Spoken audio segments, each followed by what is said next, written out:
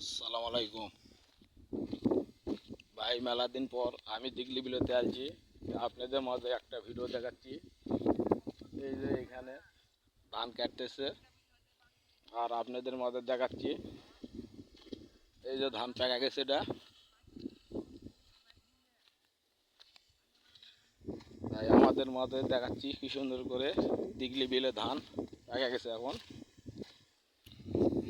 এই যে দেখেছি নিনি ভালো আসতেছে, তা আপনাদের মাঝে ভিডিওটা দেখাচ্ছি। আপনাদের মাঝে ভিডিও যদি ভালো লাগে,